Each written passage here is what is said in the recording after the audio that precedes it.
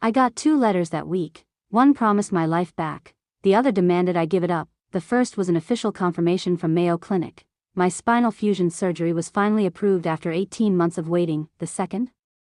A gold-embossed invitation to my sister's promotion party, same day.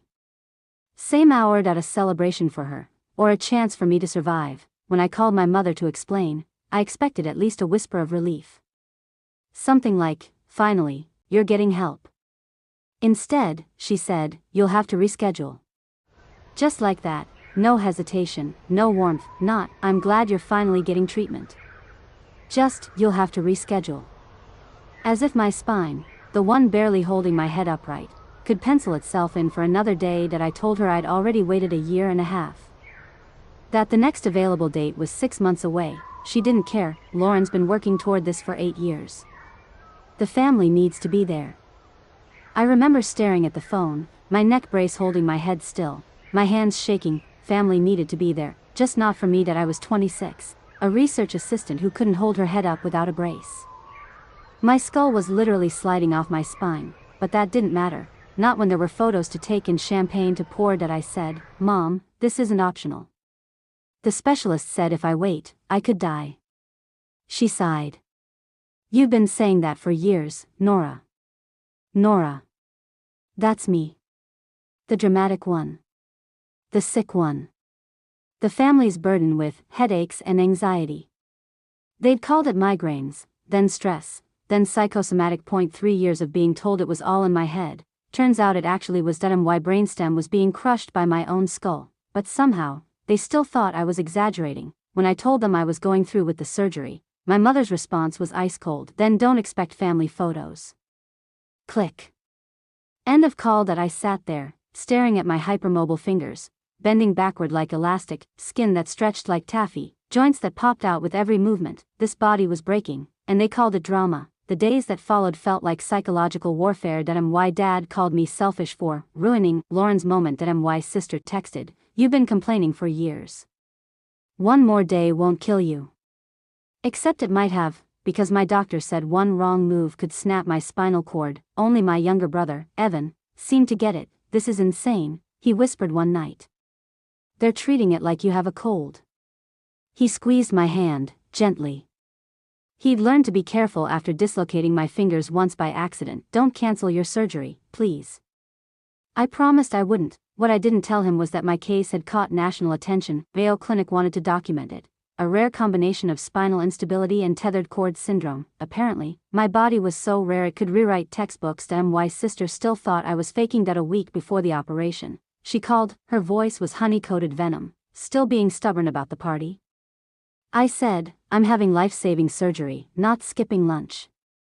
She laughed, that sharp, mocking kind of laugh that cuts through bone. "You always find a way to steal the spotlight. Law school, engagement, now this." I didn't answer, because what do you say to someone who thinks your survival is an inconvenience? The morning of surgery, Evan drove me through the dark Minnesota streets. The hospital lights looked like halos on the snow. "They're really doing photos during your surgery?" he asked. "Yeah. Family portrait at 3. I'll still be unconscious." He shook his head. "That's messed up." Then softer, "I'm proud of you."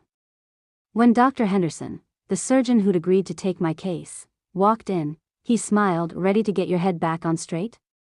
His voice carried a kind of warmth my family never did. He introduced the other doctors, from Johns Hopkins, the NIH, and even the New England Journal of Medicine. They wanted to observe, document, publish. For the first time in years, my suffering wasn't invisible. That it mattered. The surgery took 9 hours. When I woke up, my brother's eyes were red from crying. "You made it," he whispered. That my neck was stiff, heavy, but stable. For the first time, my skull wasn't sliding anymore. That it was attached. 2 days later, the doctors came in with news. The case was being fast-tracked for publication. They were calling it one of the most significant studies in years, not because I was special, but because I was dismissed, because my story proved how many people like me had been ignored, disbelieved, and misdiagnosed into silence. When the article went live, it went viral in medical circles. For once, my name meant something other than the difficult daughter. But then came the calls. First, my mother, "Do you have any idea what you've done? Everyone knows it's about us." She cried about her reputation, about Dad's colleagues, about Lauren's firm. Not once did she say, "I'm glad you survived." Then Dad called, "This is affecting my practice." I said, "Good. Maybe next time you'll believe your patients." Click. End of call. Lauren's text came last, "You're dead to me."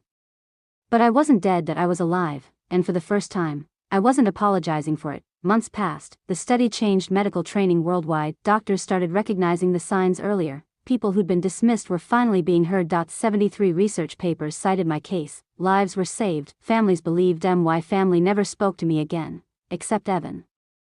He stayed, that he helped me heal, that he was there when my scans came back clean, that I can hold my head up now. Literally. On my wall, there's a framed copy of the medical journal, right beside a photo from the party I missed, Mom, Dad, Lauren, Evan.